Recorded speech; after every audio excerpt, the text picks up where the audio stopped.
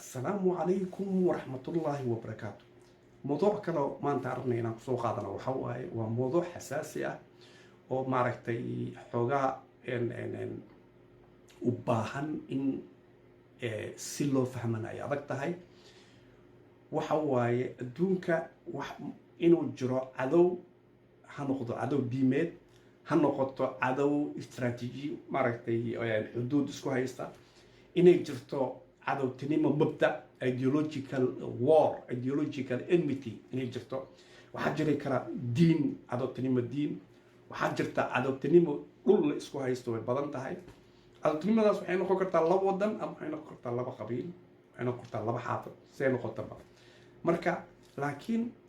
فوكس كمان تو حربينا صارو habka loo dilo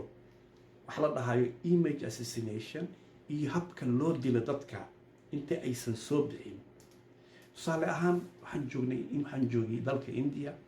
dalka India haddaad sidaa u fiirisid meelaha ay degan yihiin dadka muslimiinta ah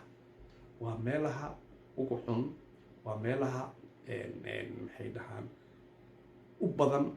daroogada iyo problemka waa meelaha ay u badan tahay dadka ugu waaweyn maafida ay degan yihiin wadadaha rabshada waxa arkaysaa wadamo badan sidaas oo kale meelaha ay ku badan yihiin dadka la neceb yahay oo aan la rabin inay soo baxaan waxa lagu abuuraa daroogada waxa lagu wara problem si family meesha deganaa oo dhan ay ugu mashquulaan mar walba xaaladda ijtimaaciga xun ee ayaga haysata caruurtooda haysata maxaa yeelay si ay markaas awood ugu helin inay ka qayb galaan tartanka siyaasadda ku dagaalanka awoodda taa waxay noqon kartaa laba wadan iyo wadanka gudihiisa badanaaba ay badan tahay wadanka gudihiisa Soomaaliya ay ka dhici kartaa waa Afrika aad bay ugu dhici kartaa Soomaaliya waxa dhici kartaa qabayl aan isku haysanaa in marti madaxweyne aan fiicneen inuu soo baxo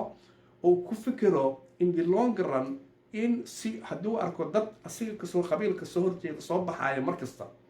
oo PhD holders ah fikray dan ugu jirto marka waxa laga yaabaa inuu habka dhaqaale ahaan inuu marti hoos ugu dhigo ama inuu maaragtay isku diro ama dhibaato uu ka abuuro taana waxa isticmaali jiray shuciyada ayaa waayidii hore isticmaali jirtay waxa dadka lagu abuuri jiray halagu mashquuliyo baahi ama halagu mashquuliyo naceeb dhexdooda ah ama drugs iyo problem si ay ugu mashquulaan dhibtooda si aysan soo gaarin soo faragelin siyaasadda marka taa waxa waaye hadda adduunyada isticmaala maxaa yeelay sababta Soomaaliya tusaale ahaan fiiri Soomaaliya goormaad ka fikri kartaa waagii dawladii dhexe ay jirtay heer waxaan taagneen in militarigeena uu ku fikiro in wadan kale aan taageerno marka dad baa jira wadamo badan oo ku arka adiga inaad soo baxdid inay dan u ahaan runahantii حتى هدي لو مدحوين أبي أحمد iyo حسن شيخ أما فرماج أي شيكستان هشيان وجست ووقتي temporary لكن عرورت للناس وحلاقي يابا إن ذاتك محارك صوب حياة ودنك خبصن مستقبلك خبصنا أما سومالي صوب حياة إني عادتني مدي صوب نقطه واحد ترديشوا مركز سلاس وكله هدي متكود ماشي كبها كان وحدنا وجرتا انتو بريتو دجال وين وحب قدر لها ay waxa u sahalsan adiga inta markaa dhulka jiftay inuu lacag ku bixiyo si aadan u soo kacin Soomaaliya taas haysataa wadamo badan ayaa taagan oo raba oo aan muujinaynin laga yaabo inay ku taageerayaan laakiin aan rabin inaad kor u soo kacdo sidaas oo kale hadda wadamo badan oo waxa jira taagan oo aan maartay la ridi karin laakiin haddii mar ay dhacaan waxa waaye laga faa'iideysanaa Turkiga hadda NATO ku jira waa wadan xoog badan لكن لغم فرحسنا وحكو تاجي هاي أودي سي عقلي سي وكتاجي هدو ماشى كبحواتين اسكو دايين انقلاب لغو سماه هدي اسكو دعان ولا فائدة سنة ما أهانو ودن وحوجارة الدون كورنا وحكو لسن تهاي هدو جاجا أو هوصل دعي دقالي هسا وهوصل دعي ماركتي أودي سميلتري وهوصل دعي وحياة بدن هذيك وحكو تهاي one man is medicine is another man is poison وحي قف داو قف كان سنة وتاه قف كان وحي سن وياه وحي تاه داو مركا وحا مهمة إن أن كفكرنا مر والبا إن أنت أكون مشغول لهاد ماركتي إن جودة حاجة إيه بروبلم كجرا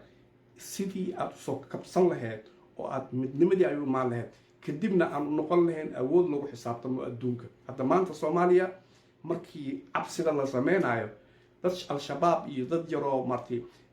wax turturaya iska daa, laakiin ma aha waddan looga baqayo inay hor istaagaan waddan kale iska celin kara maaha. marka waxaa muhiim ah inaan ka fikirno mowqifka aan taaganahay iyo mowqifka loo baahaya. taana waxaa lagu gaari karaa in arrintan inta la xaliyo midnimada ay timaado